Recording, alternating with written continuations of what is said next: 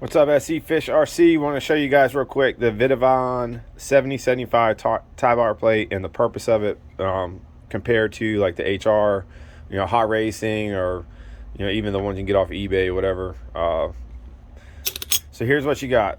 You have the stock bulkhead, stock plate that mounts to the bulkhead, and then what you have are usually the metal plates that slide in, and that's what this locks into the bulkhead, right? It helps hold that metal tie bar in. Well, what happens is when you're hitting bad landings as the wheels are moving, it's pulling on this plastic right here. This is all that's really holding your pin into your bulkhead. That's it. So when you're twisting and turning, it's twisting and turning right here, and normally they crack right here on either side, or they'll crack back up in here. But once they crack, you usually blow the diff gears. So this is your stock, basically bulkhead and tie bar cover. We'll say tie bar cover is what this really does.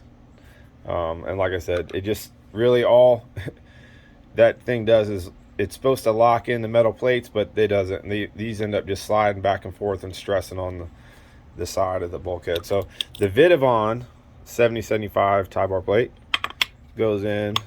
So now what you're doing is it's locked into the bulkhead. And normally what I'll do too, just to kind of give you guys, and especially on all of them, especially if they're plastic, I'll fill all these gaps with silicone. I'll put my tie bar plate in.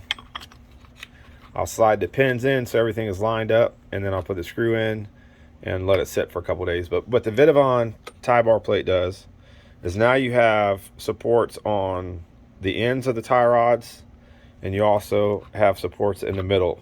So it's giving it more support on the pins, but it's also taking a lot of the stress and impact, twisting and turning from the center part of the lower bulkhead. So I broke one, but like I said, when I broke it, I had some other parts that broke with it. So I think it was like a mixture of bad shock, upper control arm pin broken. So when it landed, it just all, went up the wrong way and broke everything off that one side. So, but that's the only issue I had. And that was again, that's not their fault. That was me sending the truck 25 foot in the air. I put it back on the truck, on the bachelor. Will not run without these. I definitely think these have saved me some time and some money. But and then obviously you got the Vitavon rear lower bulkhead. That's what this is going in. I snatched it off the truck the other day to put back on the basher since I broke it, to get it back running. But very cool part. I hope this helps explain it. Like I said, it's just, again, you're adding support points at the end of your pins on both sides as well as on the center. So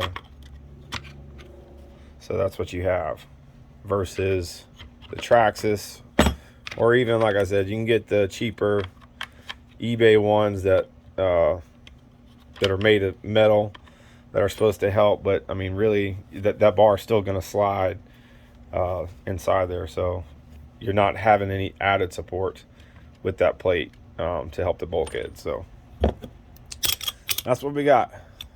Vitavon 7075 tie bar plate. Very cool part to have. So hope this helps explain it. Check out my channel, SC Fish RC on YouTube. We got Speed Freaks on Facebook. X-Maxx XRT modified